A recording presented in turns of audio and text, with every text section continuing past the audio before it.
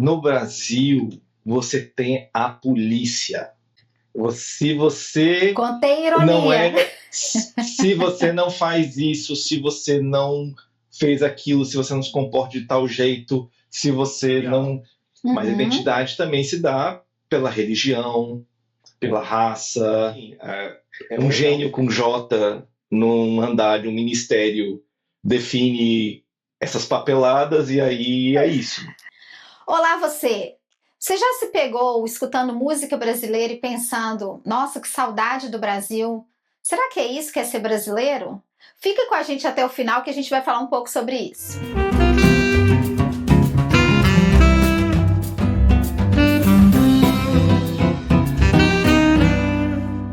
Oi de casa, podemos entrar? Bem-vindo ao Oi de Casa, o podcast que fala das delícias e angústias de ser brasileiro vivendo fora do Brasil. E hoje a varanda está aberta. Vamos explorar assuntos que informam, conectam e fortalecem a comunidade brasileira fora do Brasil. Então, chega mais, puxa a cadeira, pega o pão de queijo, que o Oi de Casa está começando. E aproveita, já dá um like, já se inscreve no canal, porque essa é uma iniciativa da comunidade brasileira para a comunidade brasileira e você não precisa fazer muito, é só compartilhar e curtir o que estamos falando aqui hoje. Combinado? Então vamos lá, o episódio de hoje, a gente estava pensando assim, o que é ser brasileiro, né? Será que ser brasileiro fora do Brasil é só quando eu me conecto com a cultura brasileira? Ou quando eu exploro essa cultura brasileira e tento espalhar entre os estrangeiros com os quais eu convivo? O que é ser brasileiro? Bom, isso é um assunto que é muito mais denso do que simplesmente uma resposta rápida, mas hoje eu trouxe uma pessoa aqui que já é um old caser antigo, e a gente vai falar muito sobre o que é ser brasileiro dentro e fora do Brasil e fazer um apanhado, né? Eu acho que esse episódio vai ensinar um pouquinho a gente sobre todas essas condições que a gente vive. Então vamos lá, vou ler aqui para vocês. Eu vou receber o Álvaro Henrique, ele é músico, claro, brasileiro, já está fora do Brasil há 3 anos e há 2 anos ele está em Minnesota. Nós vamos conversar com ele a respeito da sua pesquisa de doutorado sobre identidade musical brasiliense e, claro, como é ser brasileiro. Seja bem-vindo ao Oi de Casa, Álvaro. Bom dia, boa tarde, boa noite. Não sei quando você está nos vendo. Muito obrigado, Clarissa, por me receber aqui. Eu realmente sigo o podcast. Eu acho que vocês entrevistaram a Jordana a primeira vez, eu acho que foi no comecinho, né? Então foi quando eu conheci o podcast e desde então eu sigo, já vejo todos os vídeos. Eu sou ruim de compartilhar e comentar, eu faço minha culpa, mas eu assisto todos, todos. Não se preocupe, você já sendo o caser, pra gente já é um grande prazer estar te recebendo aqui. E eu acho que fica até mais confortável, né? Porque você já conhece o trabalho, já sabe como é que a gente funciona. E todo início de episódio, uma das coisas que a gente acha assim que tem a ver com a brasilidade, né? A gente sempre fala quem é a pessoa, o que ela faz, mas eu acho que o que mais fala sobre a gente é a nossa playlist, né? Então eu queria saber de você, qual a música brasileira te inspira? Então, isso a gente vai acabar, acho que vai acabar entrando, né? Eu sou uma pessoa neurodivergente, então, assim, uma das características da minha divergência eu tendo a ser literal. Então, assim, música para mim é uma coisa, canção é outra coisa. Só que no Brasil as pessoas confundem isso. Então eu resolvi, na dúvida, escolhi uma música e uma canção. Excelente, Então, excelente, excelente. Fala aí. então, como música, eu escolhi o Prelúdio 5, do Heitor Villa-Lobos. É uma música, eu não sei exatamente o porquê, mas assim, sempre em momentos importantes da minha vida, momentos de transição, essa música surge na minha mente, às vezes inconscientemente, às vezes eu procuro tocá-la também. Então, assim, é uma música que eu não sei explicar essa relação, mas é uma música que é um porto seguro para mim, de certa maneira. E uma canção. Tem uma canção que eu vi um vídeo no Instagram que sempre que ela aparece, ela me emociona. Ah, Inclusive, eu tenho quem me segue no Instagram, talvez já saiba que canção é essa, porque eu fiz um pacto informal comigo mesmo, que assim, toda vez que essa canção aparecer no meu feed, eu vou compartilhar no meu Stories, porque ela me emociona todas as vezes. Que é o nome é imenso. Então, tenha fé na vida, pois um novo dia vai nascer, alguma coisa assim, dos originais do samba que, para quem não sabe, era o grupo que o Mussum participava desse grupo antes de fazer parte dos Trapalhões. Então é uma gravação meio antiguinha. nossa, que música! Você lembra alguma frase dela aí? Ela é toda maravilhosa. Assim, ela é uma música do Jorge Benjó, e aí o Jorge Benjó, ele tem essa característica como compositor de pegar essas frases que em si são boas, e aí vai concatenando uma frase depois da outra. Aí, quando É. você lê o poema inteiro, não faz sentido nenhum, né? Mas, mas cada frase é uma frase ótima, né? Ah, então, assim, mas é uma música muito positiva. ah, eu também não tenho uma memória muito boa para letras de música, sabe? O Então, que vale, na verdade, é o sentimento que aquela música traz pra gente, né? Eu concordo com você. Tem é, frases que a gente não consegue nem reproduzir, mas na hora que você escuta, parece que tá batendo no seu peito e chacoalhando você por dentro. Eu acho que é assim é, mesmo. exatamente, exatamente. Aqui, mas para começar o nosso papo, eu queria entender o que te fez sair do Brasil ou o que você veio fazer nesse mundão aqui. Como começou a sua imigração? Bem, para começo, essa não é a minha primeira aventura no exterior, né? Uhum, Eu acho na, uma coisa que sempre me preocupou muito é ter a melhor formação possível. Então, na minha graduação, eu busquei estar na melhor universidade na minha área do país. Então, eu sou natural de Brasília, mas fiz minha graduação na Universidade de São Paulo. Ah, E aí eu quis manter a mesma lógica na hora de buscar um mestrado e um doutorado. Então, na hora de fazer o mestrado, eu fui estudar na Alemanha. Estudei em Nuremberg com um dos violonistas que ainda hoje é um dos meus top 3, assim, um dos meus ídolos, né? Ah, e aí eu tenho a pretensão de, no futuro, ser um professor universitário. E o mercado hoje em dia, sem um doutorado, você tem alguns lugares que você pode ainda se candidatar, mas você não está concorrendo de verdade sem um doutorado. Então era a hora de buscar um doutorado. Eu sou professor concursado na Escola de Música de Brasília e a gente tem o direito de tirar uma licença, um afastamento para perseguir um título extra. Só que a uhum. última oportunidade de fazer isso seria justamente no doutorado. Então eu vi isso como possivelmente a última chance de eu ter uma experiência internacional. Então, então vamos. Ah, os Estados Unidos é um lugar mais tranquilo, porque na Europa tem um sistema educacional diferente. Hum. O mestrado que eu fiz na Alemanha ainda hoje não é reconhecido no Brasil como mestrado. Eu tive que fazer um outro Nossa, mestrado no Brasil. Porque, é claro, né, música clássica na Alemanha, né, é claro que é um lugar que não vale a pena estudar e você não vai aprender nada, então o título não vale nada. Hashtag ironia. é isso que eu ia falar, hashtag contém ironia. É. Exatamente. Mas, enfim, um gênio com J num andar de um ministério define essas papeladas e aí é isso. Que É assim que doideira, né? funciona. Que loucura, que loucura. Mas é interessante, né? Como que a gente acaba fazendo algumas decisões que você fala, poxa vida, se eu tivesse alguma outra coisa aqui que pudesse me dar esse suporte, eu não precisava estar indo buscar lá fora. Mas, enfim, Isso, né? exatamente.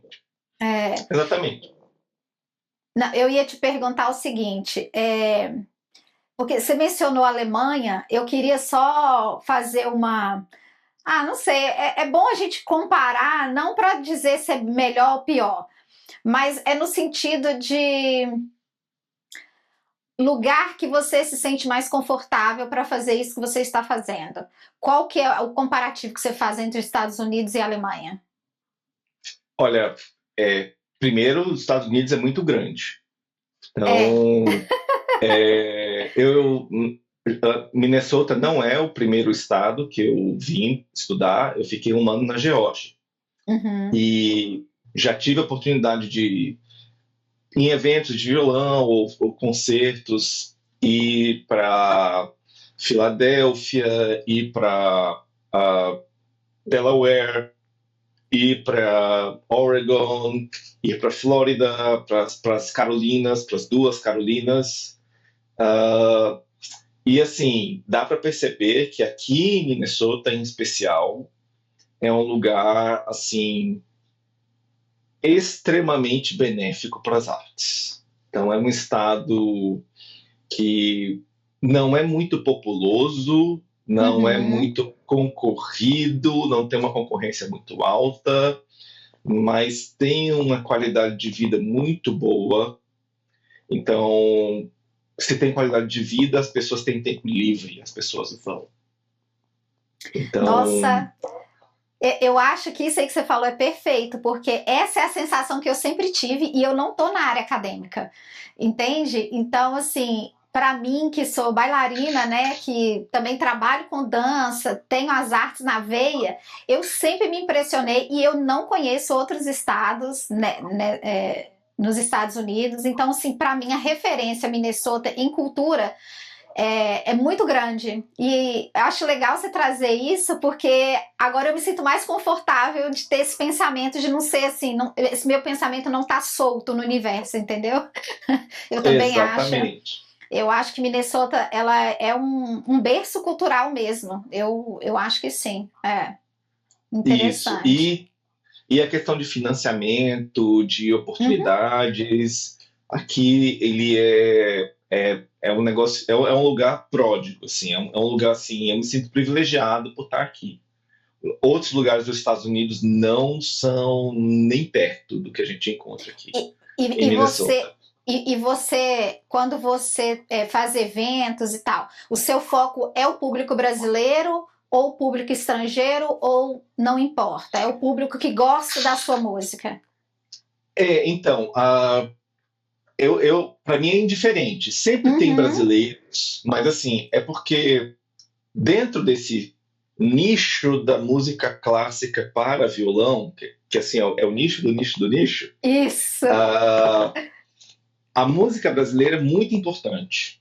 Então, Uhum, assim, todo mundo no mundo inteiro que toca o meu instrumento estuda música brasileira, estuda música espanhola, estuda Bach, estuda música do classicismo, do romantismo, estuda música da Renascença. Então, assim, é inclusive obrigatório. Você tem festivais, concursos, eventos em homenagem a compositores brasileiros. Então, não é só Villa-Lobos, outros compositores uhum. também.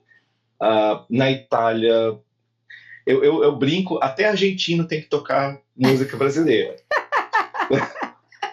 Então, é, então o que então eu quero trazer essas pessoas que já conhecem, já participam desse nicho e a minha pegada é porque, na minha opinião, o que está representado nesse universo é basicamente uma música carioca, muitas vezes de compositores que não são nascidos no Rio. Mas, enfim, eu sou músico. Para mim, eu não sou agente da polícia, entendeu? A certidão de nascimento das pessoas não me interessa. Se soa como samba, é música carioca. Ah, mas o Então, fulano nasceu em tal lugar. Tá, mas então, eu é acho. samba. Eu acho que você tocou num ponto que eu acho que é o cerne dessa questão de ser brasileiro, né? Que eu falei no início. Porque eu vejo muitos comentários de pessoas falando assim: ah, o Brasil não é só Rio e São Paulo. Obviamente não é. o que é ser brasileiro, sabe? O que é ser brasileiro fora do Brasil? Como é que a gente decifra isso?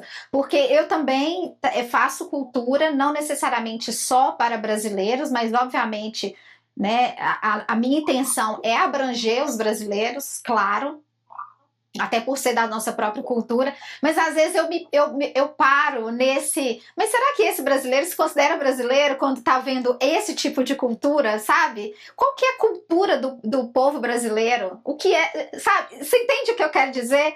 É um pouco meio confuso, assim. Até que ponto eu estou sendo brasileiro, mas eu estou sendo. Qual que é? Tem uma palavra, não é raiz, mas é de um certo lugar do Brasil, ou eu estou Autêntico. ou estou sendo brasileiro genérico. Entende o que eu quero dizer? Como é que a gente sai desse imbróglio, hein? Então, aí é uma coisa assim, a minha pesquisa aqui, ela tem um componente artístico e um componente acadêmico. Então, no componente artístico, a gente tem que fazer muitas apresentações. E aí isso tem sido o foco, porque é muita coisa que a gente tem que tocar, o repertório tem que ser em nível de doutorado, uma banca de professores avalia, você tem que enviar as músicas que você quer tocar para a banca vai aprovar antes, então assim, não dá para, sabe, tocar coisinha bocó, entendeu? Então é difícil, é trabalhoso a parte acadêmica, a parte artística, desculpa. Então eu estou um pouco, a minha parte acadêmica na verdade vai se intensificar nesse último ano. Mas o que eu tenho notado é que assim tem um componente político e de poder envolvido nessa resposta. E aí a gente tem momentos da nossa história que houve, na história brasileira, digo, né, que houve trocas de poder e que mudaram isso.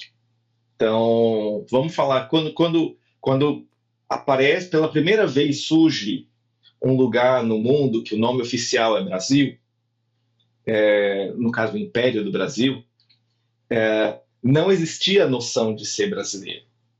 O que existia uma identidade regional ou estadual, existia o ser paulista, existia o ser pernambucano, existia o ser baiano, existia o ser gaúcho, e existia muito o ser negro, o ser índio, o ser europeu. Então, era muito mais uma questão de uma identidade regional e também no debate nacional ela passava principalmente por essa questão do racismo, que é a partir do dia 21 de abril de 1500 é a marca da cultura brasileira, é o elefante na sala que as pessoas não querem falar, mas está sempre lá.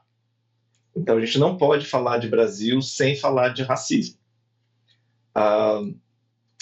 Aí isso vai se perdurar até a República Velha, e aí você tem um outro pacto com o Getúlio Vargas. Aí surge o Estado Novo.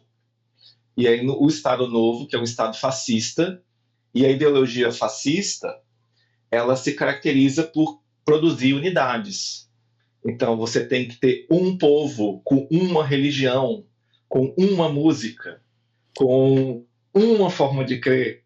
Olha só, eu vou te interromper porque olha que interessante. Quando eu vejo esse ponto na nossa história, né, que fala da era Getúlio Vargas, do povo brasileiro, o meu sentimento, sem estudar a respeito, é pensar assim, nossa, que legal! Que legal! Estamos nos tornando um povo brasileiro, porque ele que levantou essa bandeira, né, de nacionalismo, vamos colocar assim. Mas quando você menciona de um só povo, uma só música, uma só religião, já me dá vários gatilhos, né? Porque hoje o que eu sinto no ser brasileiro às vezes é justamente uma falta de pertencimento, ao invés do ser brasileiro. Porque quando você fala em ser brasileiro, você fala do regionalismo, você fala do baiano, do carioca, do paulista, do nordestino. Você não tem o brasileiro, você tem o regional. Como é que a gente sai disso? Eu não consigo entender. E isso reverbera. E isso reverbera reverbera em ser brasileiro fora do Brasil. Porque é E eu tanto acho que Brasil. Tá. então, desculpa, é porque tem um Não? delay, né? Ah, eu acho que assim, deixa eu só concluir que a gente tem o negócio aqui do Getúlio Vargas, né? Que aí Isso. criou essa. E aí essa unidade foi criada com poder, com violência. Então, e aí a gente tem violência de duas formas. A gente, na área da cultura, da história, a gente tem muita pesquisa sobre a violência imposta pela censura. Mas tem uma violência que é pouco estudada, que é a violência criada a violência econômica, material, de escolher. Eu não estou encontrando um termo adequado em português agora na nossa conversa, mas é uma violência ligada a esse processo de gatekeeping, de ter alguém num portão determinando quem Quem é entra e quem sai. Então, essas instituições do governo, uma rádio nacional da vida, que vai determinar que só vai tocar samba e ela vai transmitir para o Brasil inteiro e só vai ser samba. Então, essa violência é criada pelo apagamento, por tentar matar por inanição econômica e material tudo aquilo que não é condizente com aquela visão do Estado. E esse segundo processo vai ter um nível 2.0 com a ditadura militar, onde a gente tem no Brasil um império midiático, que uma única empresa controla diversos mecanismos de comunicação. Então, a gente no Brasil vive essa situação incomum em nenhum outro país do mundo, da pessoa acordar com um rádio relógio, quem ainda tem, que é um item de museu, e aí vai escutar no rádio um comentário da Miriam Leitão. Aí essa pessoa vai tomar café, pegar o jornal, e aí vai ler um jornal, o comentário da Miriam Leitão. E aí, no almoço, vai parar para ver o telejornal. Adivinha quem está lá no telejornal? A Miriam Leitão. Aí, à noite, vai ver um programa de TV a cabo para assistir o programa da Miriam Leitão. Isso, sei lá, no meio do trabalho, não foi na internet para ver o site, a coluna da Miriam Leitão. E no streaming, foi ver alguma notícia no streaming, que a notícia é da Miriam Leitão. E assim, nada contra a Miriam Leitão.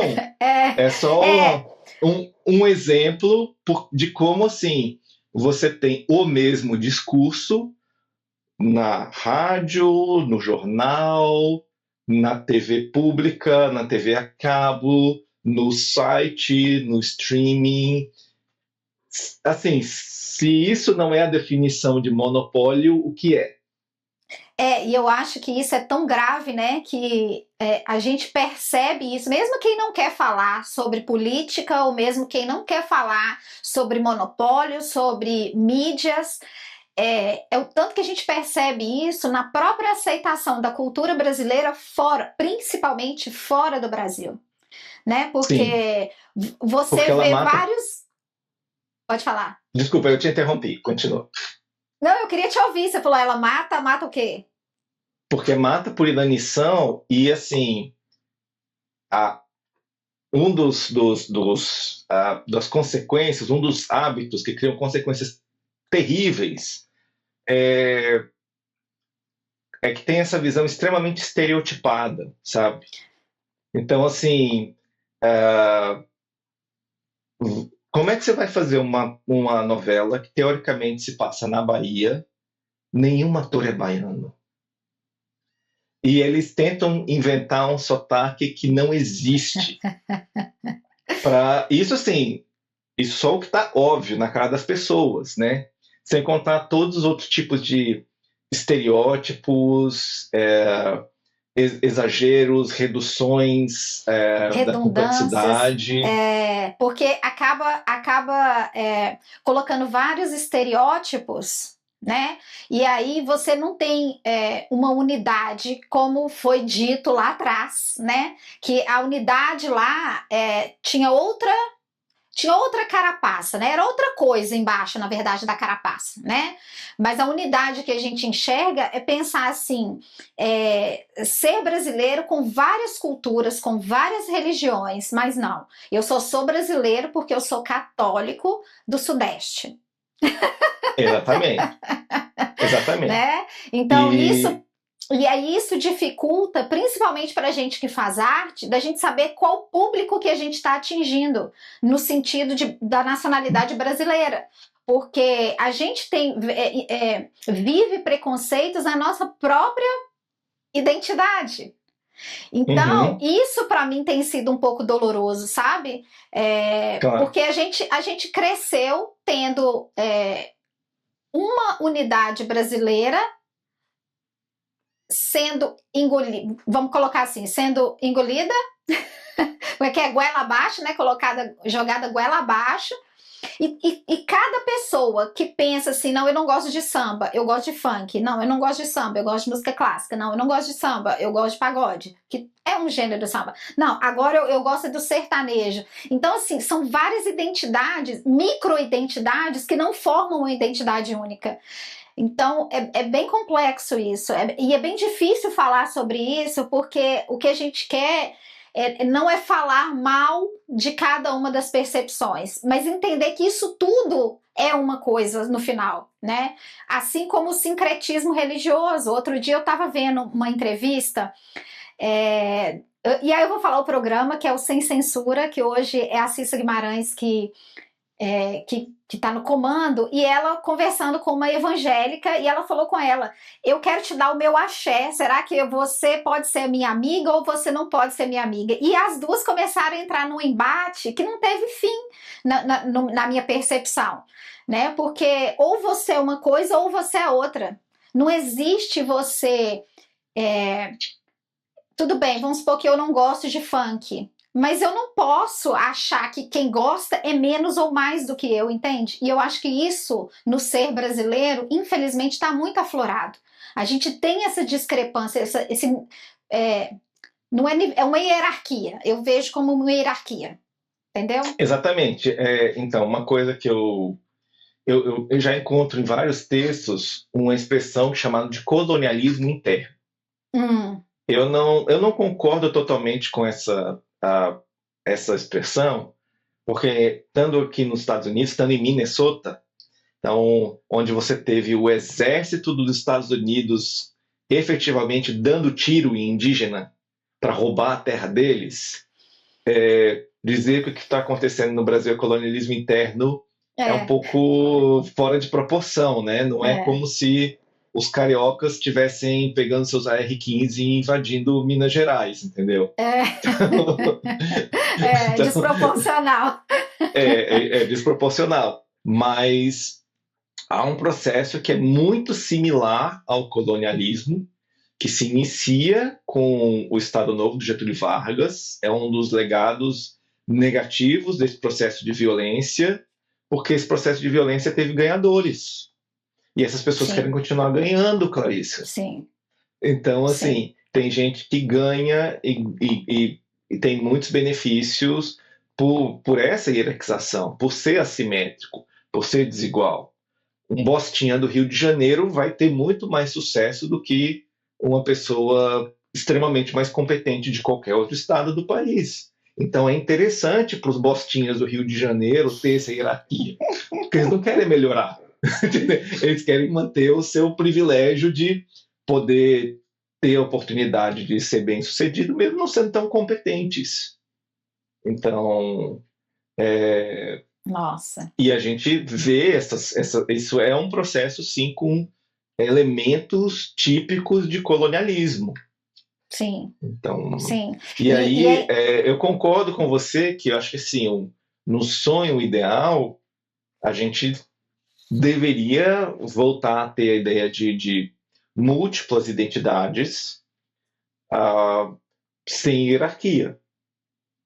Ah, Mas aí isso precisa de um outro arranjo econômico material, porque essas É, coisas simbólicas são fundamentadas por uma base material. Então, a gente não consegue ter uma sociedade brasileira em que não há hierarquização da cultura, se os meios de produção da cultura são dominados por quatro, cinco empresas, todas da mesma cidade, sendo que uma delas controla praticamente tudo e todos os tudo. meios. Então, É, assim, para a gente pensar na possibilidade de talvez a gente ter isso, a gente tem que desmontar um negócio que nasceu com Getúlio Vargas, que é esse monopólio do controle da mídia. Então, a gente tem que favorecer, que é o que a gente vê aqui nos Estados Unidos. Mesmo as sim. redes nacionais, elas são redes de empresas estaduais.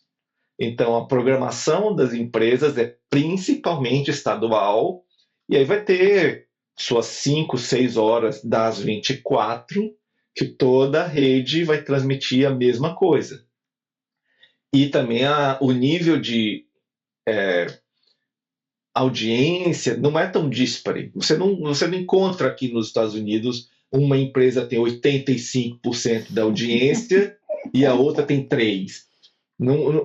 Elas estão competindo por seus 25, 22, sabe? A que bate 30 é a líder do momento. E isso é complicado, né? Porque isso gera um pertencimento, obviamente, para quem acata, né? Ou quem quer, quem é a favor daquele tipo, e tá tudo bem. A questão não é essa, né? Eu acho que é mais pela diversidade. Hoje eu até enxergo mais a diversidade na mídia, mas eu acho que o caminho é muito longo ainda para quem está assistindo aquela diversidade entender aquilo e internalizar, sabe? E para mim é essa a dificuldade, porque hoje a gente tem vários estilos musicais, por exemplo, quer dizer, a gente sempre teve, né? Mas eu acho que cada dia mais isso está sendo exposto de uma forma mais ampla, vários estilos. Mas ainda assim, cara, eu não consigo sair dessa hierarquização, sabe? Eu não consigo sair, eu não vejo, na verdade, eu não vejo saída para você fazer um evento brasileiro, por exemplo, fora do Brasil, e todos os brasileiros estarem interessados porque aquilo representa o Brasil. Porque a maioria das pessoas fala, isso não me representa. Apesar de ser brasileiro, o que também tá tudo bem, não tô dizendo, porque a pessoa ela tem o direito de se sentir não representada. Ok, mas eu ainda acho que essa falta de representatividade, ela gera uma falta de identidade. Para mim é isso. Ela gera uma falta de identidade. E por isso, para mim, a gente, pelo menos onde eu cresci, né, no Brasil, e conversando com muitos brasileiros, a gente vê essa influência do norte-americano no Brasil. Então a gente cresce assistindo filme americano, ouvindo música americana, os nossos ídolos são americanos. Ué, e os brasileiros? A gente é cheio de artistas, a gente é cheio de cultura. E por que que a gente não tem um estandarte, né, da cultura brasileira no geral? Mas a americana você consegue identificar. É fácil você identificar a cultura americana. A brasileira, nem o brasileiro sabe. E fora também que eu acho que como produtora de cultura fora do Brasil, o que eu vejo, a dificuldade que eu vejo é não só de identificação, mas de aceitação que existem outras coisas além daquilo do que eu gosto. Né? Então, o ser brasileiro, me identificar com a cultura brasileira, tudo bem se você não gostar do ritmo A, B e C, você gostar do D, E, F, tá tudo certo, mas ainda assim o A, B e C são brasileiros também. E por que que eu, nessa hora, eu falo, nesse aspecto eu não sou brasileiro? Eu sou brasileiro só quando eu tô ouvindo o que eu gosto. Cara, essa discussão é muito forte. Eu não sei para que lado que eu tô Sim, indo. Eu sim. espero que tenha alguma coerência Porque nisso que eu tô dizendo. não, é isso mesmo, porque por trás de como infelizmente a gente tem esse legado colonial, ah, o que aí a gente volta para aquela frase do Paulo Freire, né? Sem a educação libertadora, o sonho do oprimido é ser opressor. Então, a tendência das pessoas mesmo quem foi o subrepresentado, é querer uma espécie de vingança, né? Catequizar, né? Catequizar. Exatamente, exatamente. Enfim, mas a resistência também é necessária. Então, eu não sei se isso é uma forma. Eu não sei se isso é uma forma de resistência, mas porque você faz um trabalho, né, com... Explica pra gente qual que é o seu ponto, porque você trabalha com músicos, artistas e cultura brasiliense. Então a gente também está falando de um nicho aqui. Então eu queria que você falasse um pouquinho sobre esse projeto. Então, no meu caso é um pouco mais diferente, porque no meu caso a gente não é nem a resistência, é a existência. Porque, Boa. porque Brasília ela tem essa característica peculiar, inclusive torna como um objeto de estudo bastante interessante. Então, do ponto de vista acadêmico, é muito rico, porque como a cidade foi fundada em 1960, então não é como se em 1961, de repente, já tivesse uma identidade e cultura própria. Isso leva tempo. Isso leva... Brasília também... vários organismos culturais vão ser criados nos anos 70. Então, assim, houve um descompasso, né? E os anos 70 foi um momento também terrível para se fazer cultura em Brasília, porque a cidade tem que sempre colocar essa perspectiva, né? Imagina, uma cidade nova, onde era proibido ter terra lá, era proibido morar lá, desde a Missão Cruz, lá no Dom Pedro II. Claro que algumas pessoas tinham terra, mas era proibido. Então, assim, não é como se tivesse uma galera, entendeu? Então, e aí passa 4 anos, inicia uma ditadura, e você é a capital do país. Então, qualquer pessoa, Clarissa, conhece alguém que poderia destruir a sua vida. Então, o porteiro do seu prédio, o irmão dele pode ser porteiro do prédio que tem um militar. Sim. Então, assim, isso destrói laços numa cidade que está tentando construir. Na verdade, nem destrói, né? Não constrói, porque é difícil você construir. Eu não sou tão novinho, né? Então, por exemplo, eu, quando criança, ainda era os últimos anos da ditadura, pra gente, o pessoal fala, o Sarney... Não, pra gente o Sarney é ditadura, tá? O DOPS funcionava no tempo do Sarney, tá? Só foi parar de ter o DOPS no segundo ano do governo Collor. Então, pra mim, ditadura é até 92. Então, pra nós da cultura, pelo menos, né? Uhum. Então, quando criança, meu pai falava para eu não conversar com os vizinhos, não dizer onde ele trabalhava, não dizer coisas da rotina da casa, sabe? Caraca! Poxa vida! É porque quando você fala de resistência e de existência, o que me vem à cabeça é o rock brasileiro nos anos 80, que muito surgiu em Brasília. Então, exatamente. Talvez por isso na minha cabeça seja resistência, sabe? Porque a gente tem altas bandas, né, que estão aí, ó. Algumas até hoje, as que não estão ainda são lembradas, cantadas, as pessoas regravam, são letras que têm muito a ver com qualquer tempo.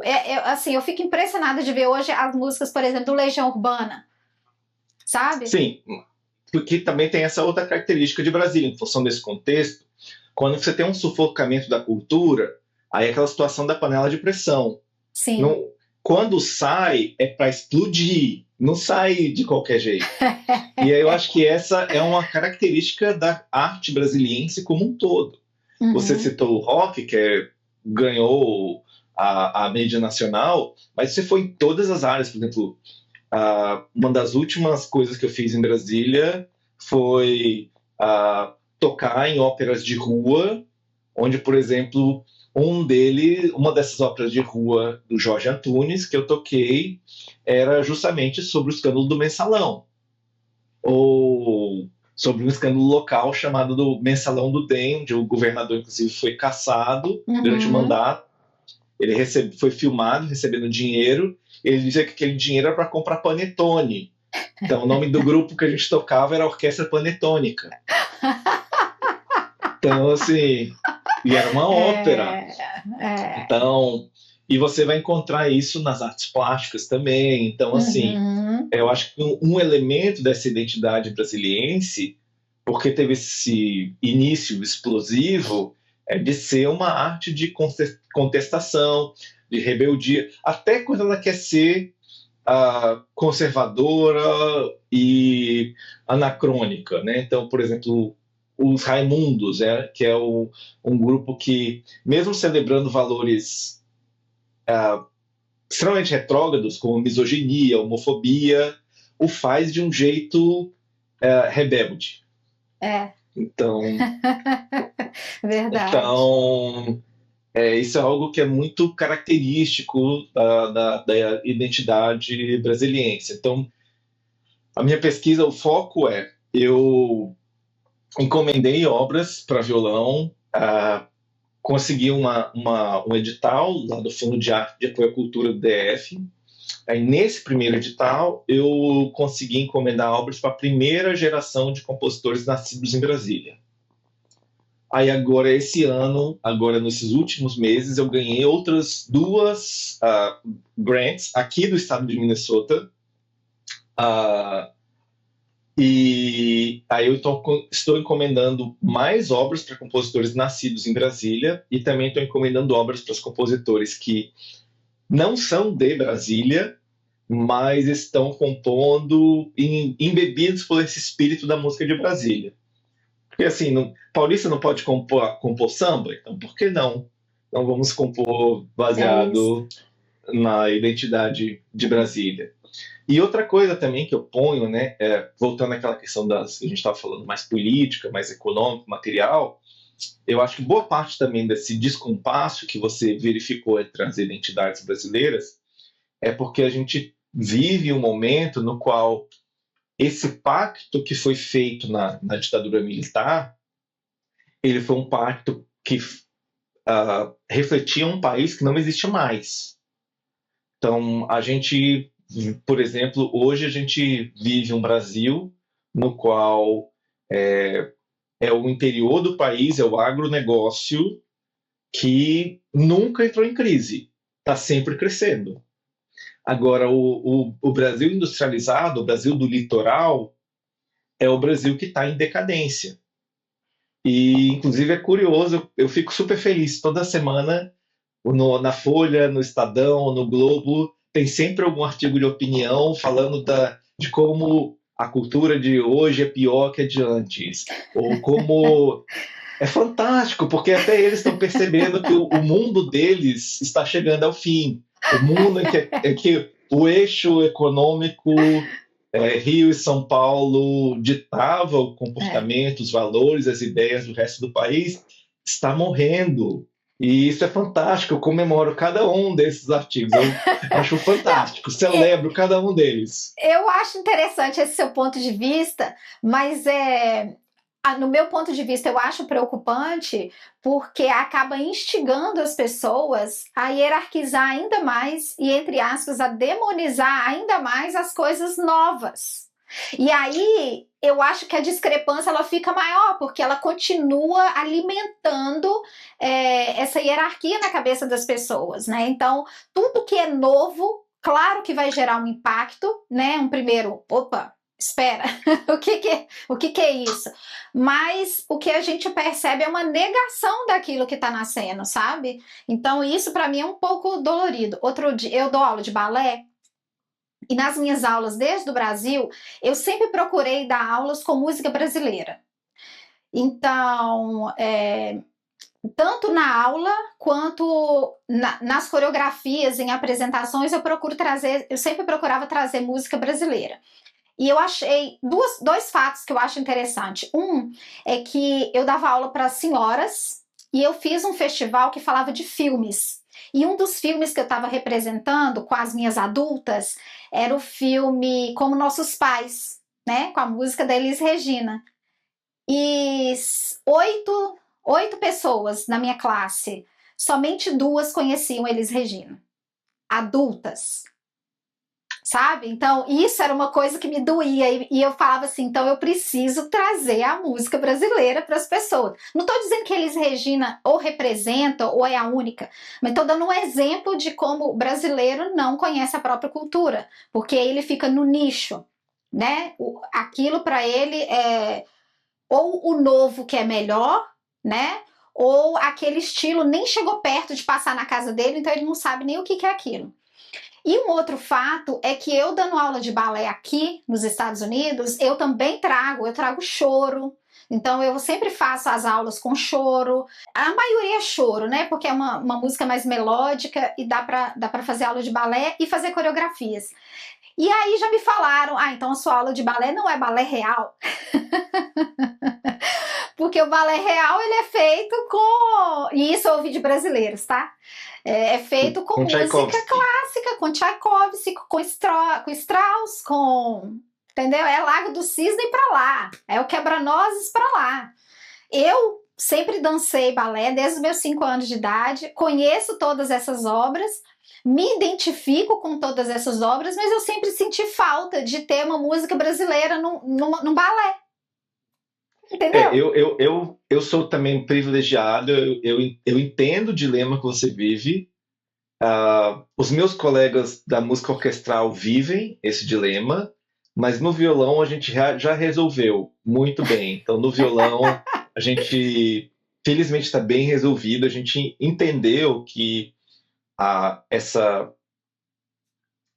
cultura erudita, a cultura clássica, ela é uma forma.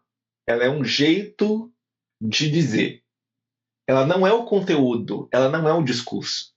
Você pode usar esse jeito de dizer para contar a história do príncipe que conheceu a princesa no baile e aí por algum motivo não consegue reconhecer ela pelo rosto e precisa vê-la dançando para depois reconhecer a princesa, né?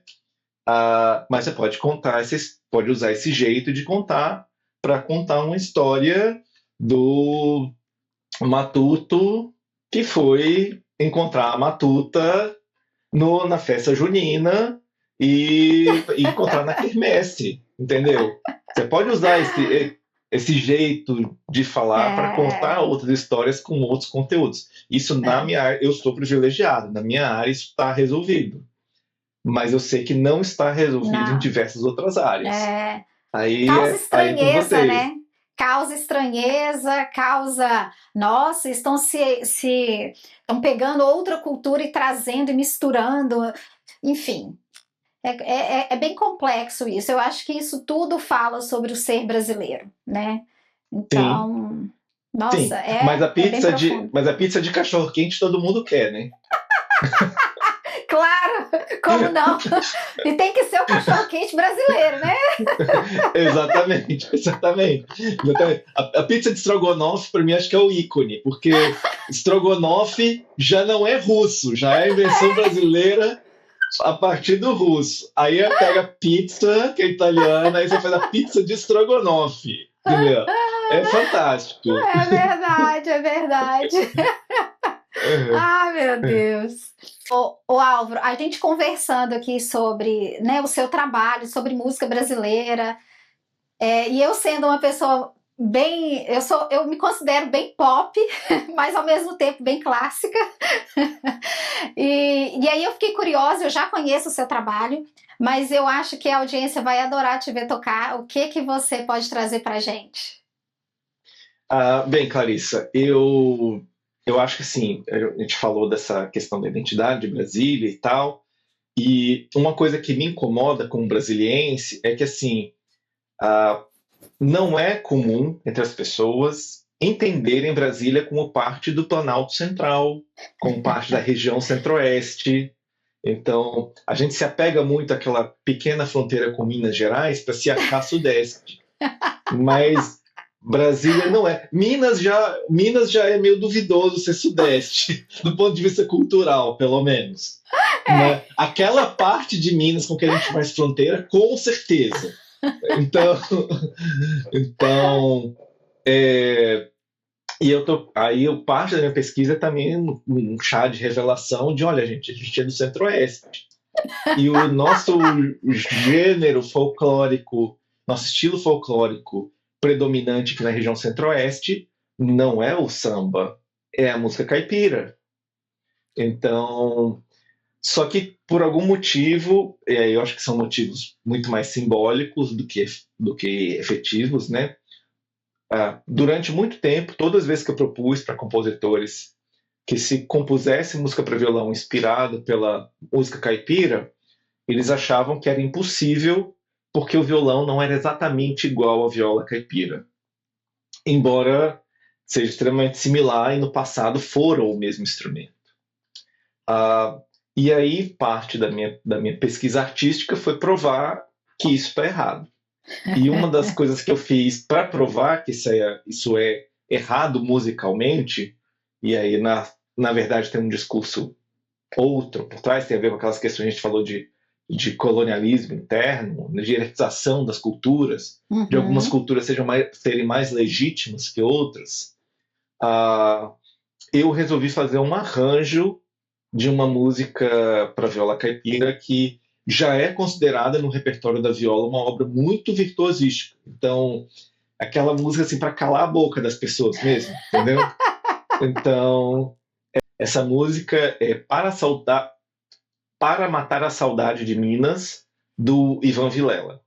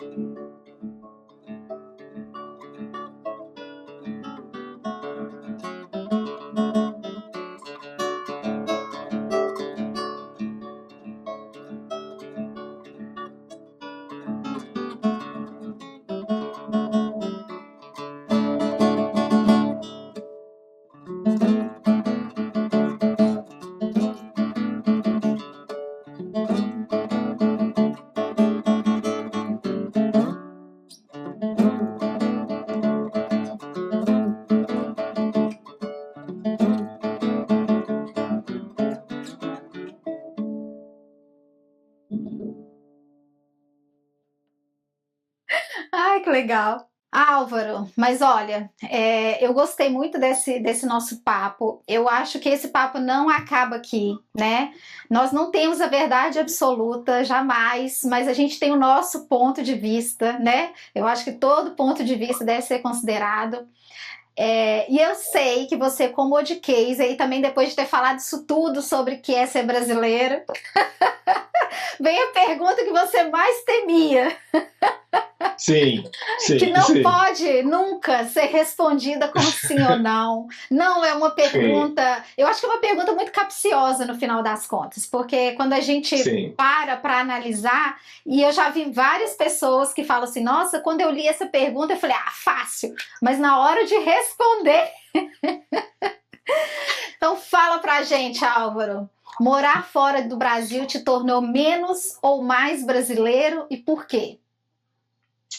Então, ela é complicada de responder, eu te pedi bastante tempo para responder, porque, assim, identidade é um fenômeno múltiplo. Então, na minha pesquisa, eu estou focando nessa identidade territorial. Uhum. Mas a identidade também se dá pela religião, pela raça, pelo gênero. Então, assim, são fatores múltiplos que... geram uma identidade complexa no final, né? E aí, no meu caso, eu sou brasileiro, eu sou brasiliense, mas eu também sou uma pessoa neurodivergente. Então, assim, e eu acho que no meu caso individual, a minha condição de neurodivergente é muito mais impactante na minha forma de viver no mundo, de estar no mundo, do que as minhas origens territoriais. Perfeito. E estar no exterior, é tão bom, Clarissa. Porque no Brasil você tem a polícia. Então, assim, se você contém ironia. se você não faz isso, se você não fez aquilo, se você não se comporta de tal jeito, se você não... E isso, para quem é neurodivergente, é um saco, porque são essas regrinhas inúteis que não fazem sentido para a gente e que a gente não está afim de seguir, não vai seguir, pronto, e acabou, e viva com isso, entendeu? Mas as pessoas não conseguem viver com isso. Agora, no exterior, a polícia não está lá, porque a população local te entende, ele é de outro lugar. Logo, ele tem licença para ser diferentão. Então... ter a licença para ser diferentão, Clarissa, é tão maravilhoso, é tão fantástico. Eu posso ser eu posso ser eu, entendeu? Sem dar satisfação para a polícia, entendeu? E satisfação no campo pessoal, que incomoda, mas também satisfação no campo profissional, que tem consequências muito piores. Então, assim...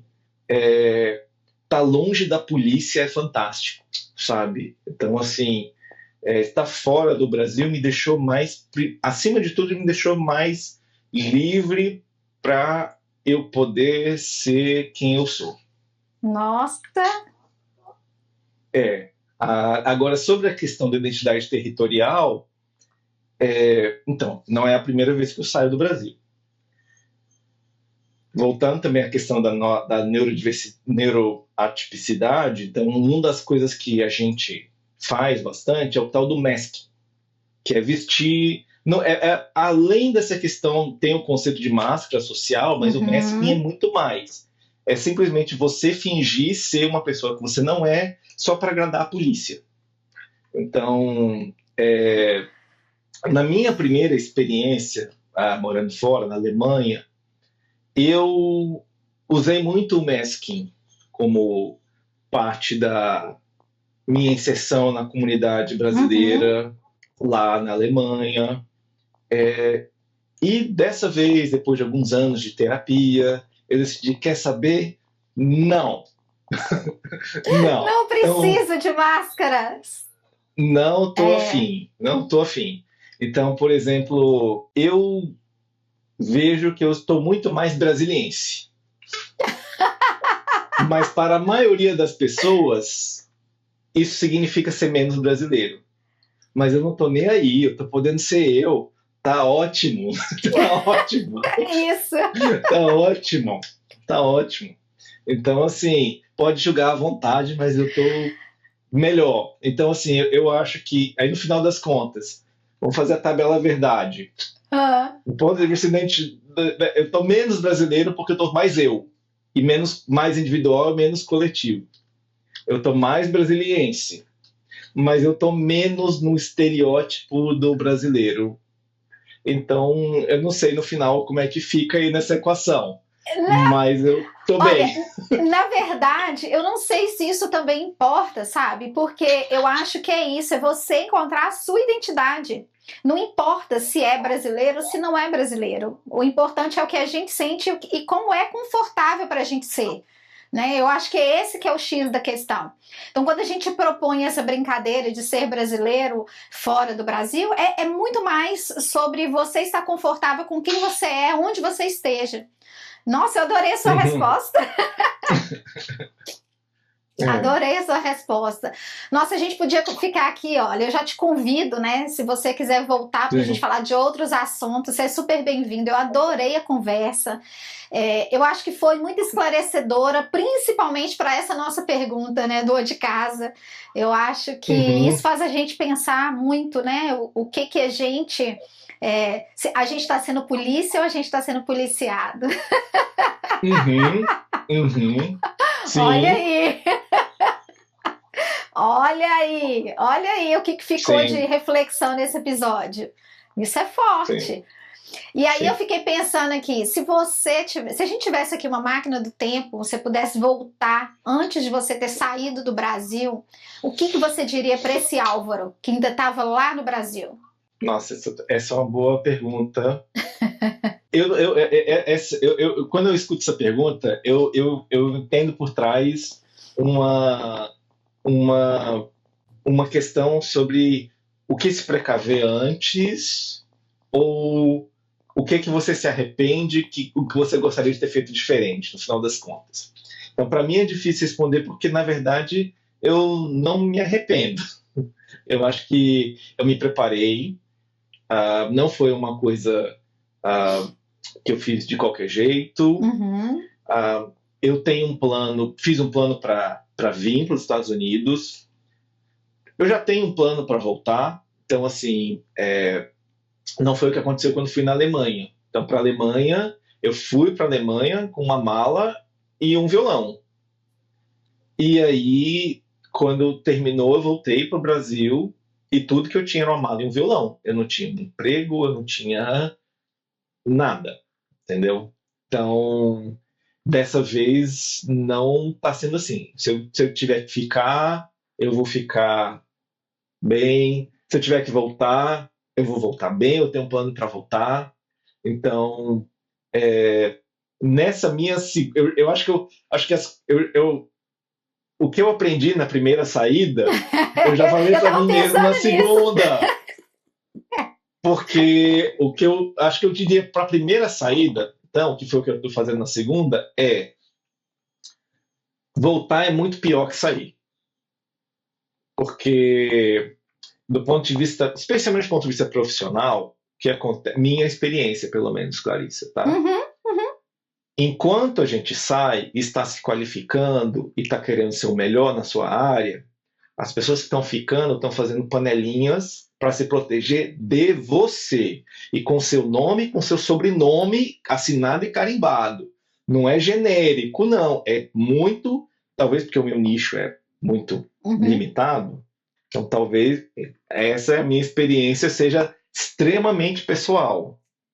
Ah, e aí, se você simplesmente achar que você vai voltar e as pessoas vão respeitar ou admirar ou perceber a sua evolução e te recompensar por isso, é exatamente o contrário que vai acontecer. Vão te punir por ter buscado ser o melhor, a sua melhor versão de si mesmo e não ter ficado fazendo a politicazinha, entendeu? Então, o Eu que eu concordo. diria. Você diria isso, né? Mantenha seu plano, ou na primeira, né? Faça o plano, né? Eu concordo plenamente com o que você está dizendo, e é interessante esse ponto de vista, porque, claro, cada experiência é uma, né? Mas o que eu sinto hoje também em relação às pessoas que ficaram, né? Não todas, obviamente, mas muitas, assim, coitada, tá sendo faxineira nos Estados Unidos. Sem saber exatamente tudo todo o caminho que é percorrido além desse trabalho, né? Porque eu faço mil e outras coisas que tem muito mais a ver com quem eu sempre fui do que especificamente com uma profissão que eu abracei quando eu cheguei aqui. Então, eu entendo perfeitamente o que você está dizendo. Entendo perfeitamente. Nossa, olha, não tenho palavras para agradecer esse papo. Olha, meu dia vai ser bem melhor depois de toda essa conversa, não tem menor dúvida. Eu queria que você deixasse aqui para a gente as suas redes sociais, os seus contatos, o que você precisa dos Oddcases. Nós estamos aqui para te abraçar. Claro. Então, muito obrigado. Antes de mais nada, eu queria convidar para ir do meu site. Então, o meu site é onde eu concentro todas as informações, tem futuras apresentações, tem lançamentos. Então, o meu site é alvarohenrique.com. É bom você ir lá, se gostou, quiser ouvir, deixa seu e-mail também para receber as notificações, porque só para esse ano de 2026 eu tenho planejado mais 2 lançamentos. Eu já tive um agora em abril. Lançamentos, eu quero dizer assim, álbuns nas plataformas de streaming. Então, eu vou lançar pelo menos esse ano ainda, um álbum, um single, na verdade, com 2 arranjos de Tom Jobim. Então, eu falando aqui como se a minha pesquisa não significa que eu passei a odiar a música carioca. Eu só quero amar a cultura brasiliense, entendeu? Então, tem isso aí para lançar. E também toda a obra para violão de Villa-Lobos. Não só solo, mas com orquestra, com outros instrumentos. Então, são 3 CDs. E aí você já pode me escutar também no Spotify, na Amazon Music, etc. É só procurar pelo meu nome, Álvaro Henrique. Cuidado que tá cheio de Álvaro Henriques, com S, com Z. Não sou eu. Eu sou Álvaro Henrique, acabando com só. E. Exatamente.